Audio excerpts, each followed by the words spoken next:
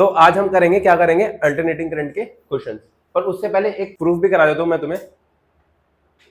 देखो ये सबको समझ आ गया था सबको। देखो एक है कि हमें पता है, एक क्वेश्चन ये भी आता है, अब समझने की कोशिश करो कि सबसे पहले समझो, तुम्हें पता है एक कैपेसिटर होता है ना, ये कैपेसिटर होता है, यहाँ पर चार्ज स्टोर होता है, ठीक है, और चार्ज स्टोर होता है, इसके अंदर जो एनर्जी स्टोर होती है इन द फॉर्म ऑफ, क्या होती है, in the form of electric field होती है, सबको पता है।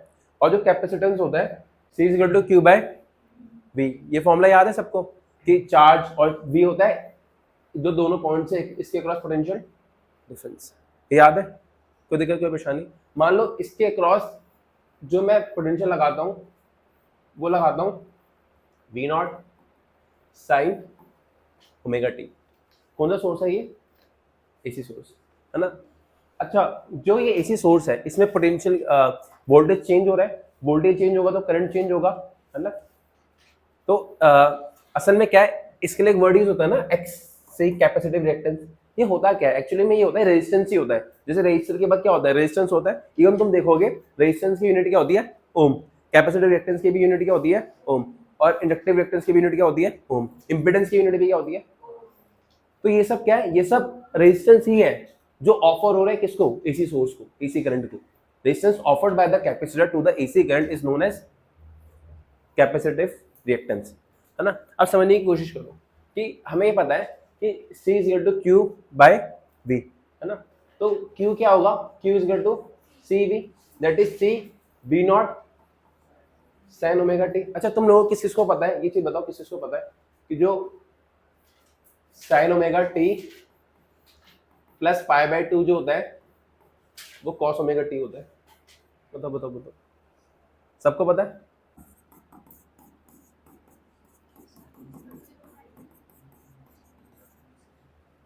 पता है ना, ये पाई बाय 2 प्लस थीटा लिख दो, ठीक है। तो Q C V naught sine omega t. अब मुझे एक बात बताओ, सिंपल सी एक बात बताओ, जो करंट है, करंट क्या होता है, D Q by D T, Q by T या D Q by D T. अब मुझे इसको क्या करना पड़ेगा, डिफरेंशिएट। अगर मैं इसको डिफरेंशिएट करूं, d C V naught sine omega t divided by d t, ठीक है जी। अब क्या है, यहां से C क्या आ जाएगा बाहर, वी नॉट भी कांस्टेंट है वो क्या आ जाएगा बाहर, साइन ओमेगा टी का डिफरेंशिएशन क्या होगा, और ओमेगा बाहर, है ना। बहुत बढ़िया, तो ये हो जाएगा omega C V naught cos. इतना समझ आ रहा है सबको, ये ठीक है। जो तुम्हारा ये होगा ये तुम्हारा क्या हो जाएगा, आई नॉट। अब ये कॉस ओमेगा टी है, ये क्या है, कॉस ओमेगा टी। क्या इसको ऐसे लिखा जा सकता है, sign omega T plus pi by 2। क्या तुम यहाँ पर देख पा रहे हो कि यहाँ पर सिर्फ ओमेगा टी था, यहाँ पर क्या है, face omega T plus pi by 2। दोनों में फेस का डिफरेंस कितना है, पाई बाय 2। ये मैंने पढ़ाया है। हाँ आई नॉट कैसे हुआ, जो आगे जो चीज होती है वो उसको क्या बोलते हैं हम, एम्पलीट्यूड। हाँ हाँ, ये अच्छा क्वेश्चन पूछा बेटा। देख मान ले ऐसा है, हमें E दे रखा है 5 साइन ओमेगा टी, जो भी बाहर लिखा हुआ होता है ना वो एम्पलीट्यूड होता है, मैक्सिमम वैल्यू, उसको हम आई नॉट से रिप्रेजेंट करते हैं। इसमें इसको EMF है तो इसको E नॉट से रिप्रेजेंट करेंगे, इसका मतलब ही होता है मैक्सिमम वैल्यू, एम्पलीट्यूड। तो करंट की मैक्सिमम वैल्यू उसके बाहर दे रखी है, क्योंकि cos ओमेगा टी की मैक्सिमम वैल्यू कितनी हो सकती है, 1, है ना। जब ये 1 होगा तो इसकी मैक्सिमम कितनी आएगी, omega C into V naught, वही तुम्हारा मैक्सिमम है, इसको इससे रिप्रेजेंट करता हूँ आई नॉट से। ऐसे क्वेश्चन उसी टाइम पूछो ना, बाद में क्यों पूछ रहे हो। प्रूफ आएगा, प्रूफ कर लोगे, कोई बड़ी बात तो नहीं है प्रूफ करना, ठीक है। कोई दिक्कत कोई परेशानी। देखो तुम्हारे नोट्स में मैंने ऐसे प्रूफ कर रखा है, ध्यान से देखो, देख पा रहे हो, Q is C V C E naught sine omega t d Q by D t, ठीक है। आगे समझ। अच्छा यहाँ पर एक और चीज देख लो, एक चीज यहाँ पर ध्यान दो, आ गया। इसको मैं ऐसे लिख सकता हूँ, जो ये ओमेगा सी है, एक्सी क्या होता है, 1 बाय ओमेगा सी। क्या मैं ओमेगा सी को ऐसे सकता हूँ, it is 1 by X C, 1 by X C. तो यहां पर मैं ओमेगा सी को क्या लिख सकता हूं, और तो मैंने पढ़ा भी रखा है वी नॉट बाय एक्सी क्या होता है, आई नॉट पढ़ाया ना, इसके अंदर आर की जगह क्या यूज होता है, एक्सी, पढ़ाया नहीं पढ़ाया, कोई दिक्कत कोई परेशानी, कोई बात नहीं। जो कैपेसिटर है वो कितना दे रखा है, 10 माइक्रो, मतलब ये क्वेश्चन कर रहे हैं हम, इसमें डाटा पहले लिख लो सीधे, ये 10 माइक्रोफेड दे रखा है। 10 माइक्रोफेड मतलब 10 × 10⁻⁶ फेरेड, ठीक है। उसके अलावा क्या दे रखा है, आर दे रखा है, आर दे रखा है तुम्हें 400 ओम। मतलब अगर मैं लिखना चाहूं तो सबसे पहले एल बताओ, एल कितना दे रखा है, 0.4 हेनरी। कैपेसिटर की कैपेसिटी दे रखी है, कितनी दे रखी थी, 10 माइक्रोफेड, मतलब 10 × 10⁻⁶, दैट इज 10⁻⁵ फेरेड। और आर दे रखा है तुम्हें 400। पहली चीज पूछिए इंपेडेंस, क्या फॉर्मूला होता है बेटा इंपेडेंस का,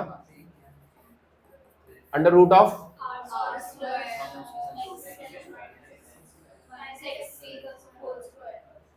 पता है हमें R², आर पता है हमें, एक्सेल नहीं पता, आ रहा होगा, समझ आ गया ना बस।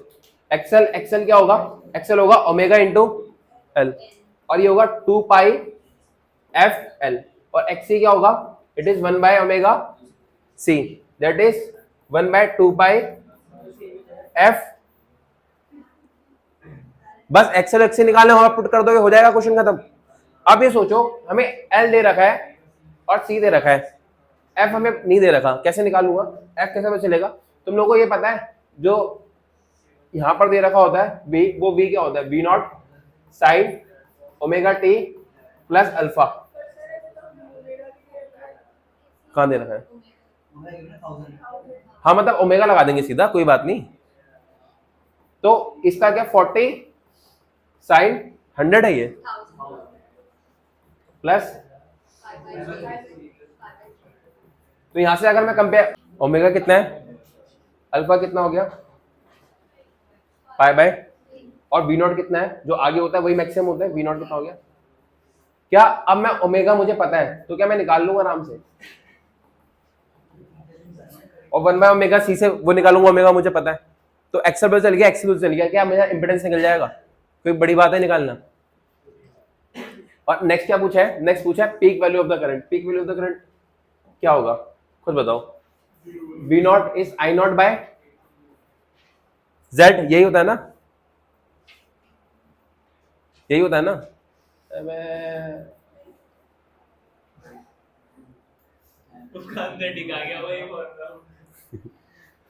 I0 होता है V0 कितना है 40।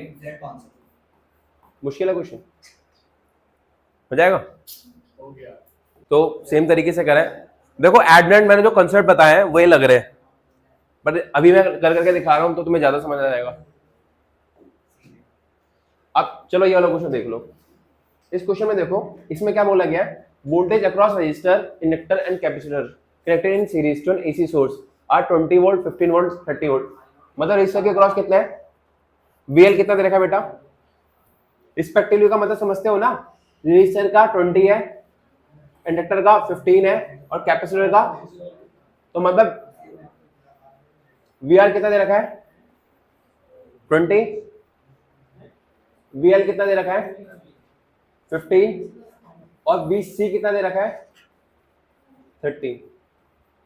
यही है ना, क्या फॉर्मूला बताया मैंने, वोल्टेज इन द सर्किट, इसके बीच में क्या बताया, वी नेट का फॉर्मूला याद है, √, VR²,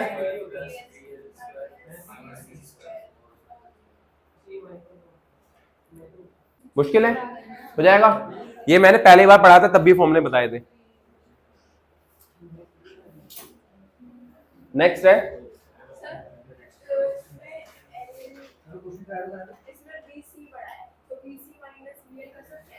चाची बेटा, हाँ देखो बेटा, इधर देखो, 10-5 का आपका स्क्वायर करो या 5 - 10 का स्क्वायर करो, दोनों चीज सेम आते, ठीक है। कर तो दिया, सॉल्व करोगे क्या, चलो करो। में ध्यान दो, देखो अगर प्योर कैपेसिटिव सर्किट होता है है ना। रेजिस्टिव सर्किट में तो कोई फर्क नहीं पड़ता फ्रीक्वेंसी से ज्यादा, है ना। जो प्योर कैपेसिटिव सर्किट होता है उसमें होता है XC 1/। अगर मैं कैपेसिटर इसके बीच में और ओमेगा बीच में ग्राफ बनाऊंगा तो कैसा बनेगा, ये तो आप इसमें तो कोई दिक्कत नहीं होगी अब।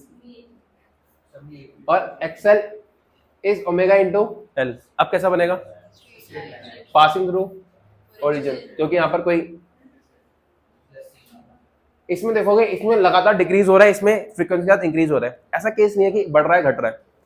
ये वाला क्वेश्चन देखो, AC circuit is connected to an AC source of variable frequency as the frequency of the source increase, the current first increase and then decrease। मतलब करंट वर्सेस फ्रीक्वेंसी का ग्राफ है, पहले इंक्रीज करता है फिर decrease करता है और मैक्सिमम हो जाता है। एक ये कब होता है मैक्सिमम, याद है, रेजोनेंस। और रेजोनेंस कब हो सकता है, जब LB और, तो सर्किट कैसा हो सकता है, LCR। खत्म। ये वाला क्वेश्चन तो शायद मैंने करा दिया। अगला देखो, एक 15 ओम रेजिस्टेंस है, 8 मिली हेनरी इंडक्टर है, a capacitor of capacitance C are connected in series with the 50 hertz frequency. मतलब देखो तुम्हें क्या क्या दे दिया, तुम्हें दे दिया जो रेजिस्टेंस है वो कितना बेटा, 15 ओम। जो तुम्हारा L है वो कितना बेटा, 18, स्मॉल m का मतलब मिली, मतलब 18 × 10 की पावर -3। एंड कैपेसिटर दे रखा है जिसकी कैपेसिटेंस कितनी दे रखी है, C। ठीक है, are connected in series with the F की वैल्यू कितनी दे रखी है, 50 हर्ट्ज। इसने बोला if the source voltage and current in the circuit are in phase, same phase में है। ये कौन सा सर्किट है जिसमें तीनों लगे हुए हैं, LCR सर्किट है। और उसने क्या बोला, करंट और वो किसमें है, सेम फेज में। सेम फेज का मतलब यह फेज डिफरेंस कितना है, 0। फेज डिफरेंस कब होता है LCR सर्किट में, जब वो रेजोनेंस पे होता है, तभी तो होता है। रेजोनेंस पे क्या होता है, cos फाई क्या होता है 1 और फाई इज 0, उसी केस में होता है। तो कौन से केस की बात करें इंडायरेक्टली, ये रेजोनेंस की।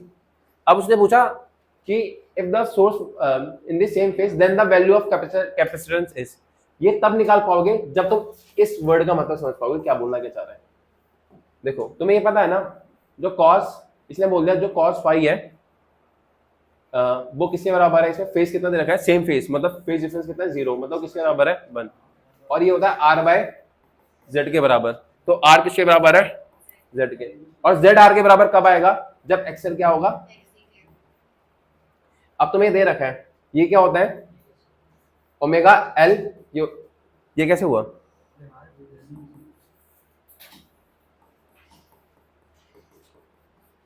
ये चीज Z वाली चीज R के बराबर कब आएगी, जब ये √R² होगा और ये पूरी चीज किसके इक्वल होगी, तो मतलब XL किसके बराबर होगा, XL के। तो XL = XC, दिस केस। याद रखो यार, रेजोनेंस के केस में ऐसा होता है कि वो या तो प्योरली रेजिस्टिव सर्किट होता है या रेजोनेंस अगर तीनों लगे होंगे तो कब होगा, जब XC और XL क्या होंगे, इक्वल। आगे बढ़ो, इसमें बस ये निकालना है, XL = XC है, तुम्हें फ्रीक्वेंसी दे रखी है, क्या ओमेगा निकल जाएगा, फ्रीक्वेंसी दे रखी है तो ओमेगा निकल जाएगा। कितना आएगा ये, 100 पाई, है ना। अब ये होता है ओमेगा L, ये होता है 1/ωc। तुम्हें ओमेगा पता है,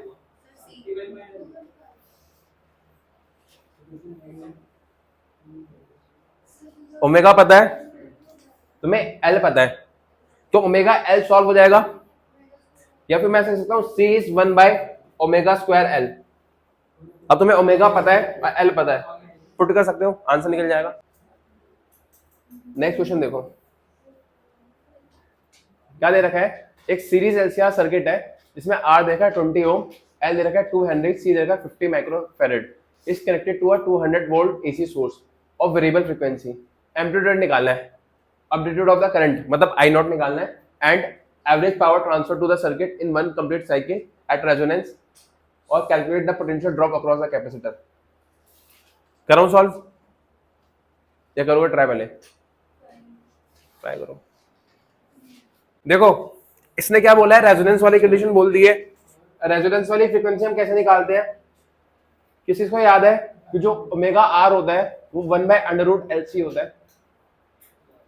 किसी को ये पता है कि जो XL है वो XC के बराबर होता है रेजोनेंस पे।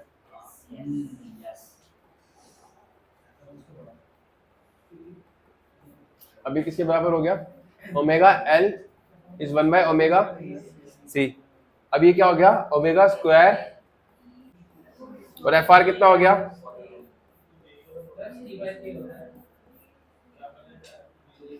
ठीक है। एफ आर पता चल गया, एफ आर कैसे निकलेगा, एल पता है मुझे, सी पता है मुझे, क्या रेजोनेंट फ्रीक्वेंसी निकल जाएगी, अभी काम पड़ेगा भाई उसका। Calculate potential drop across the capacitor. हाँ ऐसे नहीं पड़ेगा, एक सेकंड रुको, हाँ पड़ेगा तो एम्पलीट्यूड ऑफ द करंट निकालना है भाई। हाँ Z इक्वल टू आर हो गया, चलो एक बार देख लेते हैं। वैसे समझ आ गया तुम्हें क्या है, कैसे करा है इसको, है ना। अब इसमें क्या बोला गया, सबसे पहले चीज बोली गई है कि हमें निकालना है amplitude of the current. Amplitude of the current क्या होता है, I not is V not by, और कंडीशन कौन सी है, रेजोनेंस वाली, तो it is V not by R. क्या तुम्हें आर दे रखा है, क्या तुम्हें, अच्छा ये बताओ ये 200 का वी नॉट है या वी आर एम एस है,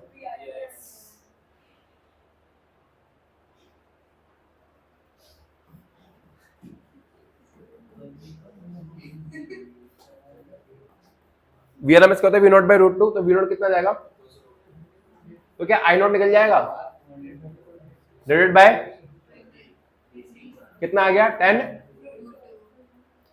तो एम्पलीट्यूड ऑफ करंट मिल गया मुझे। अब पावर, एवरेज पावर का फॉर्मूला पता है, बहुत बढ़िया,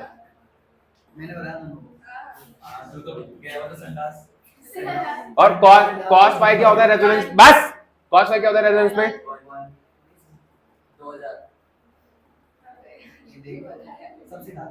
तो ये होगा वी नॉट आई नॉट, ये भी रूट टू नीचे की मल्ट हो जाएगा 2, हो जाएगा सॉल्व, वी नॉट पता आई नॉट पता, हो जाएगा, ठीक है बहुत बढ़िया। आखिरी है potential drop across capacitor VC, वो क्या होता है आई नॉट इंटू XC, आया समझ, हो जाएगा।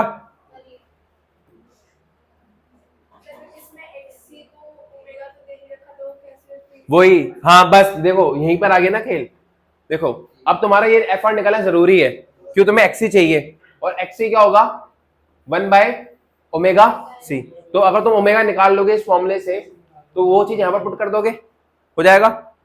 बानी बस गर्दन हिला रही है, क्या कर रहे थे बेटा तुम वैसे, चैटिंग,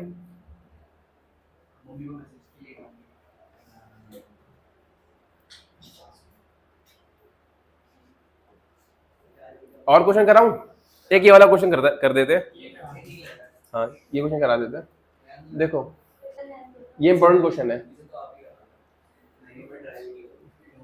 इसमें बोला है कैपेसिटर C, एक वेरिएबल रेजिस्टेंस R है, और एक फोन रख दो मतलब, ये तुम्हारे स्कोर ठीक नहीं आ रहे होते ना, तो अभी तक तो कैपेसिटर C है, वेरिएबल रेजिस्टेंस R है, और एक बल्ब है B, are connected in series, bulb है, बल्ब के पास क्या होगी रेजिस्टेंस, तो एट द एंड मैंने बल्ब की जगह मैं क्या मान सकता हूँ, यहाँ पर क्या है रेजिस्टेंस, है ना। कैपेसिटर C कैपेसिटर C एक वेरिएबल रेजिस्टेंस R है, एक बल्ब है, बल्ब भी रेजिस्टर की तरह ही काम करेगा, R connected in series to the AC main in circuit as shown in the figure. अच्छा bulb glows with some brightness, मतलब उसकी ब्राइटनेस कब बढ़ेगी, how will the glow of bulb change, अगर एक डाइलेक्ट्रिक डाल देता हूं between the plates of the capacitor, keeping resistance R to keep the same, the resistance R is increase keeping the same capacitance. अच्छा इसमें बोला है, दो केस दिए गए हैं, इसमें बोला है कि बल्ब कब ग्लो ज्यादा अच्छे से करेगा, बल्ब का ग्लो कब बढ़ेगा, जब उसमें करंट ज्यादा पास करेगा, और करंट जब कब, देखो समझने की कोशिश करो, बल्ब ग्लो कब ज्यादा करेगा, जब उसमें करंट ज्यादा होगा, और करंट ज्यादा, करंट की वैल्यू क्या था, I not is V not by Z, है ना। इस बार हमारा सिर्फ दो ही चीज लगी हुई है, एक है कैपेसिटर और दूसरा है रेजिस्टर, इंडक्टर नहीं लगा हुआ, तो तुम्हारा जेड किसके बराबर होगा, under root of R square, X L zero है, एक्सएल तो जीरो है, तो क्या हो जाएगा एक्सी का स्क्वायर। अब ये वी नॉट बाय जेड है, ये आई नॉट ज्यादा कब होगा, जब जेड क्या होगा कम होगा, है ना। तो जेड की वैल्यू कम करनी है मुझे, तो उसके दो तरीके हैं, या तो आर कम कर दूं या एक्सी कम कर दूं, है ना। तो अब क्या है, मैं एक एक करके करूंगा। पहला केस क्या, केस 1 है जब मैं कैपेसिटर के अंदर एक डाइलेक्ट्रिक इंसर्ट कर देता हूं। जैसे ही मैंने इसमें डाइलेक्ट्रिक लगा दिया तो ये पता है एक कैपेसिटर की जो कैपेसिटेंस होती है वो A epsilon divided by D होती है, पर जब मैं डाइलेक्ट्रिक डाल दूंगा तो उसकी कैपेसिटेंस चेंज हो जाएगी और क्या हो जाएगी, A epsilon divided by D, और के की वैल्यू ग्रेटर देन 1 होती है। तो मैं बोल सकता हूँ जो कैपेसिटेंस है वो पहले से ज्यादा है, मतलब कैपेसिटेंस क्या हो गई है, बढ़ गई है। अगर कैपेसिटेंस बढ़ गई है तो एक्सी क्या होगा, घट जाएगा। अगर ये बढ़ गया तो ये, और एक्सी घट गया तो जेड भी क्या होगा, घट जाएगा। तो इस केस में जो होगा तुम्हारा बल्ब ज्यादा ग्लो करेगा। आया समझ, देखो कितनी कनेक्टिविटी जरूरी है।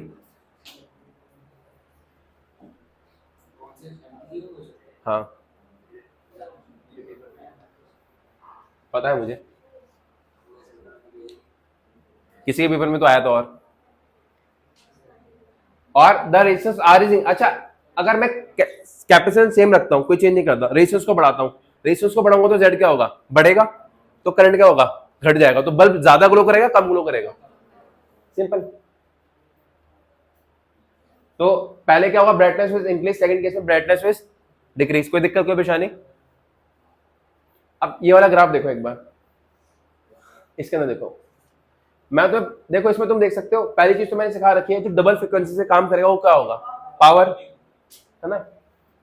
तो यहां पर डबल देखो, जब तक इसकी एक साइकिल कंप्लीट हो जा रही है तब तक तुम्हारा जो ए वाला है उसकी कितनी साइकिल कंप्लीट हो रही है, 2। तो ए तो ऑब्वियसली क्या होगा। दूसरी चीज, ये बात समझने की कोशिश करना, जैसे बोल रखा है B naught sine omega t, voltage क्या लगा रखा है मैंने, बी नॉट।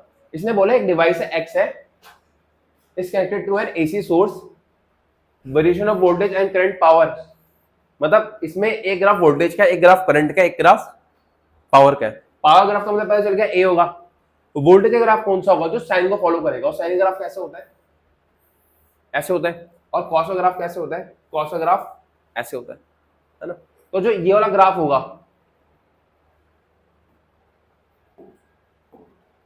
जो ये वाला ग्राफ होगा, ये साइन का ग्राफ है, तो बी क्या हो गया, वोल्टेज, है ना। और एक ग्राफ है ये वाला,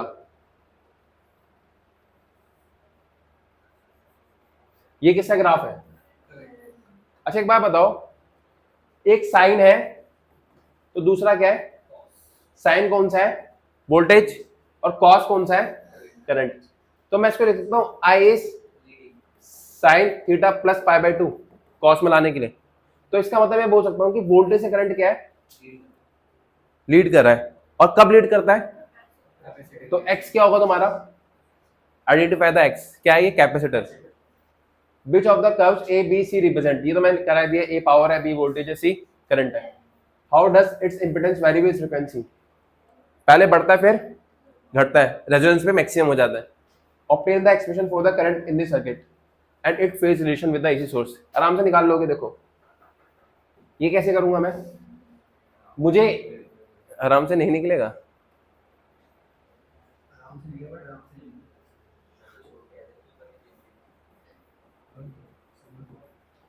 B is equal to V naught sin omega t, B is equal to V naught sin omega t। ध्यान से समझने की कोशिश करना, जो करंट की इक्वेशन होगी, ये कौन सा सर्किट है, एक कैपेसिटिव सर्किट है। कैसा सर्किट है, कैपेसिटिव। इसमें क्या होता है, आई जो होगा वो होगा I not sine omega T plus pi by 2। कौन कौन मानता है इस बात को, ठीक है। और जो आई नॉट होगा वो क्या होगा, V naught into V naught divided by X. खत्म हो गया क्वेश्चन, यही तो होगा, यही तो आंसर है। और फेज बताना हो तो फेज कैसे बनाऊंगा, मैंने कल ही पढ़ाया था। मान लो ये तुम्हारा वोल्टेज है, तो करंट किससे, इससे कितना आगे होगा, पाई बाय 2। ये फेज हो गया, फेजर डायग्राम खत्म।